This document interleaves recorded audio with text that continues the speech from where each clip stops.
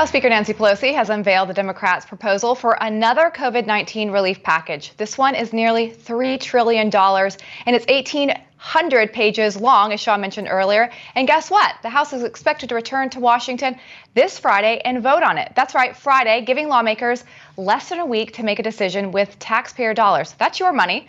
The bill is expected to include $1 trillion for state and local governments, and that is roughly double Congress's spending so far. It would also send another round of direct checks to Americans. This time, it would deliver $1,200 for individuals, $2,400 for married couples, and $1,200 for each dependent, up to a maximum of 3. The House bill would also extend additional $600 a week in enhanced unemployment benefits, which is supposed to be expired in July. It would be extended now through January. And the bill would expand stimulus payments to previous groups that were excluded, dependents over the age of 16, and some individuals who don't have a Social Security number. Meanwhile, Democrats in both the House and the Senate have rejected talks offering additional legal protection to businesses.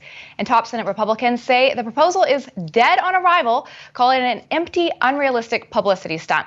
Well, we have a lot to talk about, so here is our company, host of the Michael Knowles Show, Michael Knowles, and Senior Policy Director at the Conservative Partnership Institute and Republican strategist Rachel Bovard. Thank you both for being here.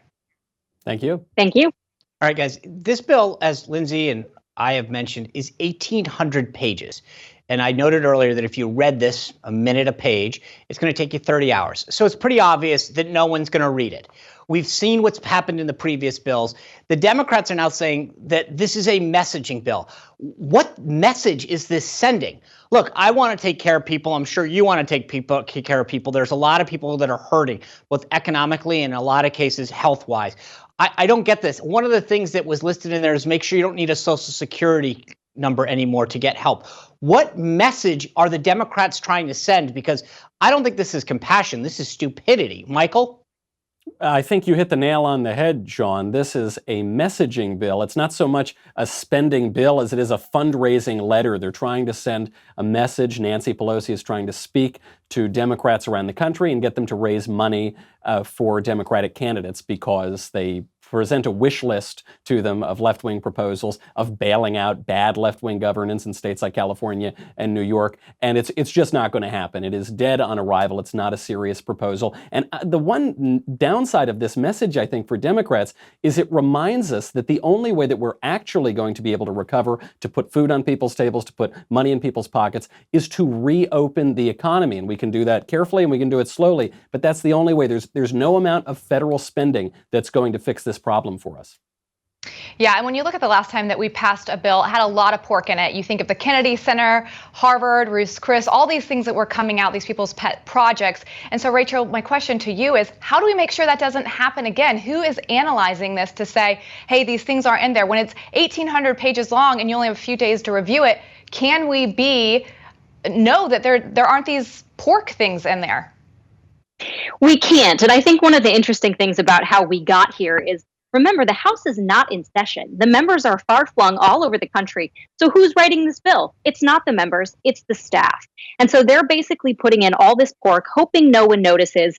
And this is why we ended up with provisions for banking for the marijuana industry, more grants for the National Endowment for the Arts, in addition to a host of other things like biohazards for animals and wildlife, like all of these things that have absolutely nothing to do with the targeted and temporary relief that Americans need. And so I think, Senate Republicans are right to say this is dead on arrival. It's completely unserious, but it also should trouble us because these are Democrat priorities. This is what they want. They want to fundamentally transform how we do elections in this country, give amnesty to thousands and millions of illegal immigrants.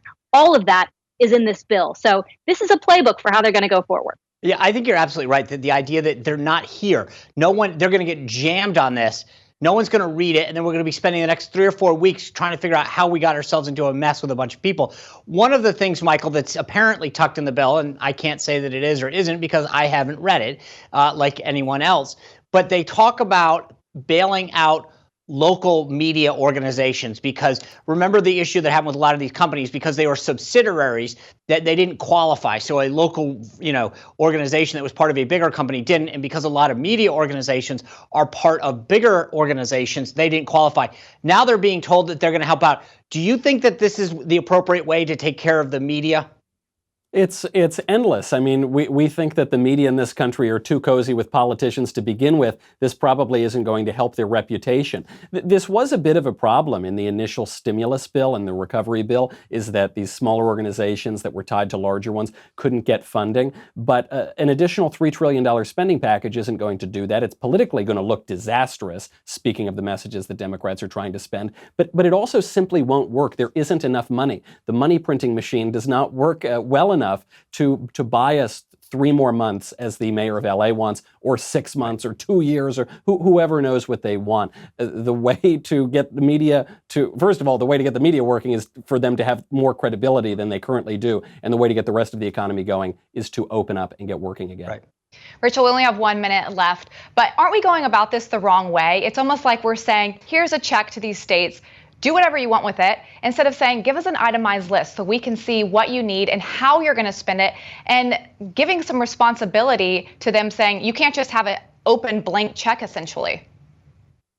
Yeah, the accountability for how these funds are spent is something that's completely missing from all of these proposals, but it's a key feature. Every state looks different. Every state's needs are different. Some states have been very responsible in this regard, and some states have not.